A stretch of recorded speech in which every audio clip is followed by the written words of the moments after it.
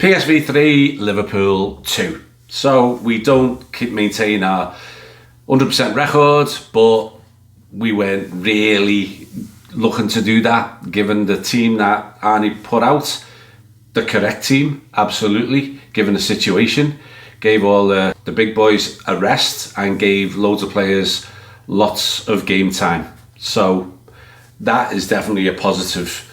Yeah, you never like losing. We want to not lose every game. Win them all if we can, but at least not lose them. But no complaints. PSV, that's 54 games now, unbeaten at home. That's a lot. And they're one of the highest goal scorers in Europe as well, and they were up against a very, very makeshift Liverpool team, which included a few first teamers, the likes of Andy Robbo and Gakpo. And the Slot showing a little bit of sentimentality there, playing Gakpo at his old team. Didn't think that was his style, but it was nice that he did it. And then we had youngsters, graduates, and some of our, you would call more fringe players, the likes of Endo, Elliott, Kwanzaa, playing as well. So I think probably the biggest problem with the team that was put out there was just how many changes there were in not just the back four, but the back six. So you had Kelleher, Bradley, Kwanzaa, Andy Robertson at centre half, which didn't really work. Tsimikas and Endo, and they struggled. As a unit, they struggled. How often do we concede 3 goals in one half? But we did. It was more of a collective failure, really, with a lot of players who hadn't had much game time, who hadn't played together as a unit, and it was a mix of some errors, some poor positioning, and some inexperience in the role, i.e. Andy Robertson. But we did take the lead. A penalty. Chiesa, who was busy throughout, he sneaked the ball off the defender who kicked him, and it was a penalty, stonewall penalty, and Gakpo calmly slots it home, and we're 1-0 up. Then they were very, very good in attack. They're very creative, they're very direct, and they've got some skillful players. And both Kwanzaa and Robbo got in a bit of a mix up in the centre area. Their forward just took to the side and slotted it home. It was 1-1. Chiesa again, he cuts in and he fires a shot, the keeper saves it. Harvey Elliott is on the end of it and he slots it home. For one of the goals, I'm not sure which one it was now, but Endo was too slow on the ball. He did that a couple of times today. One of the things I will say is that I think the lack of game time that we've had from specifically Endo and Elliott has not done them any favours, because being put in from the start today, they looked a little bit off it. You know, you've got to be match fit. You can't get match fit unless you play matches. And both of them, I thought, struggled throughout the game. Harvey was kind of doing a lot of running, a lot of effort without much end product. And Endo got caught. At least there's twice I can remember where he actually got caught on the ball and he just seemed sluggish. Just an observation. It's not about them, they're both great players, but they do need game time. But how do you fit them in is the problem.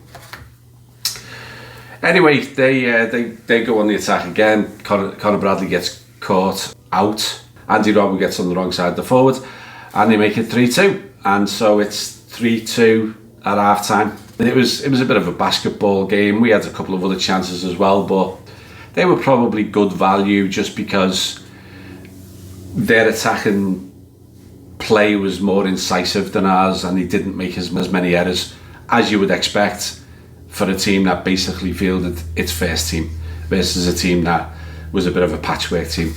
So on to the second half. I'm not going to talk much about the second half because nothing really happened except loads and loads of changes. And the first 15 minutes, absolutely nothing happened. What I would say is those lads I just mentioned before, they were tiring. They haven't played a lot of football. The youngsters were tiring as well.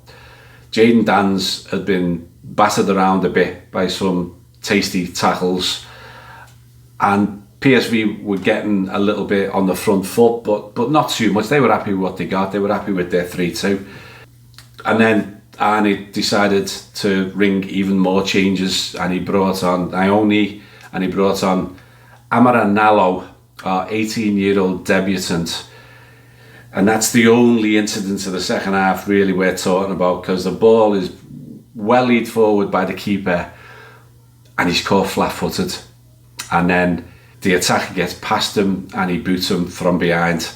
And I know there was a question, did he get a touch on the ball? But if he did, it was very, very minimal. And it was, you know, you could say potentially Kwanzaa might have got a cross, but you can't really complain. Just sad for the lads. He's only been on 3.5 minutes and that happens to him. But hey, it's a life experience. He'll get over it, he'll get through it, and he'll look back and laugh on it one day.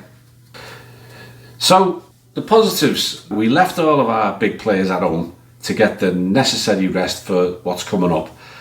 The youngsters got fantastic experience in a stadium that no one wins at, in a European Champions League game, and it'll be all the better for it.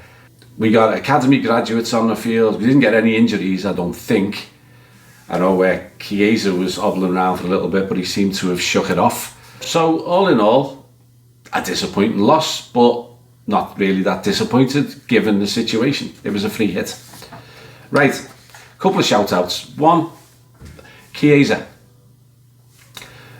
For someone who's played such little amount of football, his energy didn't drop. He was on it right through. He had the appetite, his approach play was clever. He was the one that sneaked the ball away to win the penalty. He was the one that took the shot that Harvey Elliott's goal came from when the keeper parried it. And he was a live wire. He tried a bit too much at times, but when you're trying to make an impression, that can happen. But I thought he gave a really good showing today, and kudos to him. He's a great player and he might well be important in these next few months. And then the second shout out just generally to the academy and the young lads. You know, Dan's ran his socks off, got beaten around the pitch, and he now knows what it's all about at that level. McConnell did well.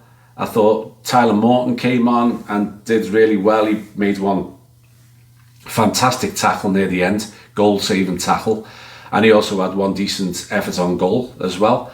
And then, you know, Ione and the unfortunate Nalo. So to see all these lads coming in and getting game time, fantastic. So well done as well to Arne Slot for giving them the chance and using them appropriately on a day like today. So we end the group. We're top. Bayern Munich couldn't win, so we topped the group. We were already in first or second place. Still nice to get first in it, even though second wouldn't have made the slightest bit of difference in terms of the draw, but still we win the group. And now we go on to face one of Monaco, Brest, Benfica or PSG. PSG are obviously the biggest name, but I fancy us against any of those. So that's great news. One word about 115 FC. They porked through it because Bruges missed a load of chances, and their reward is to get Real Madrid or Bayern Munich in the playoffs. The playoffs. They're going to have to face one of those. That's fantastic. Right, so for us, enough about them. So for us, on from a game that didn't really matter to a game that really, really matters, and it's Bournemouth away on Saturday at 3 o'clock. We got a chance of going 9 points clear. So come on lads, let's do it. Bring it on. See you soon. You never walk alone. Ta-ra.